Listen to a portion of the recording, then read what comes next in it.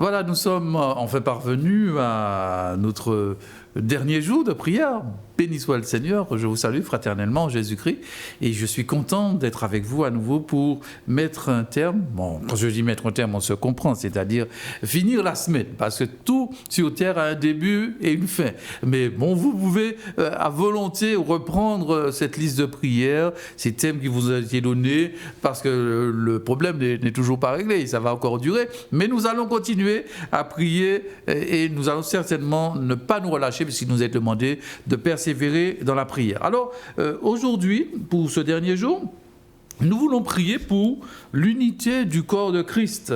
Et la méditation qui nous est proposée, le texte en référence, se trouve dans Éphésiens 4, les versets 1 à 4.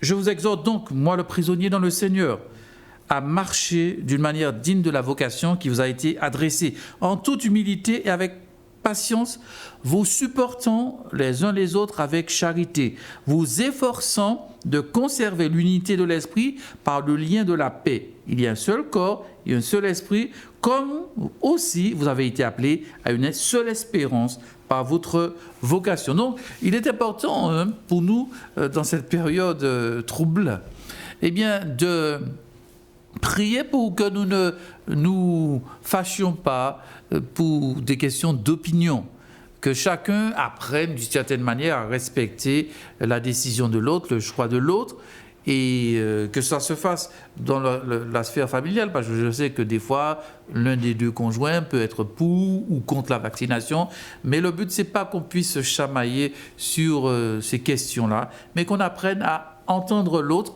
à accueillir sa différence et d'une certaine manière qu'on puisse avancer d'un même pas. Alors nous allons prier déjà pour que Dieu nous apprenne à éviter les débats, les polémiques, et puis nous fâcher, nous enrager. Mais c'est pas bon tout ça. On a besoin d'être apaisé. Il y a suffisamment de problèmes pour en rajouter d'autres. Nous allons prier pour que nous puissions être unis et marcher le même pas. Et puis nous allons remercier le Seigneur pour cette belle semaine que nous avons vécue ensemble. Prions.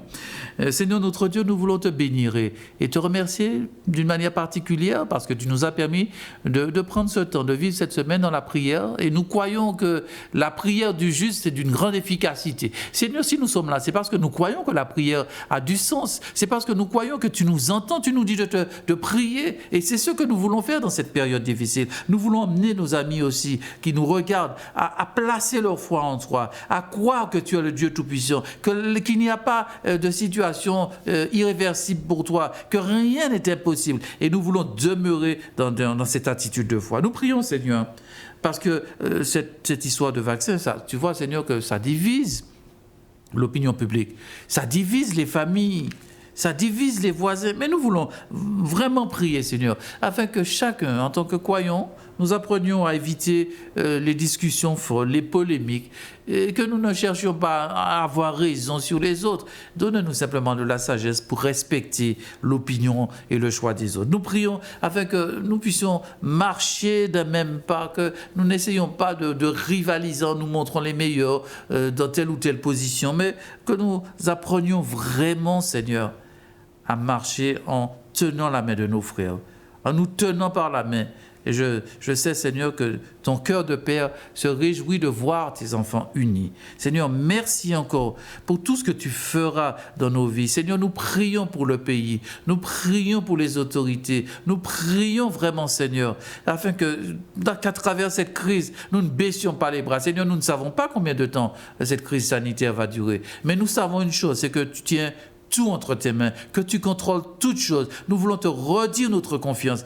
Fais-nous grâce. S'il te plaît, Seigneur, fais-nous grâce, nous t'en supplions au nom de Jésus. Amen.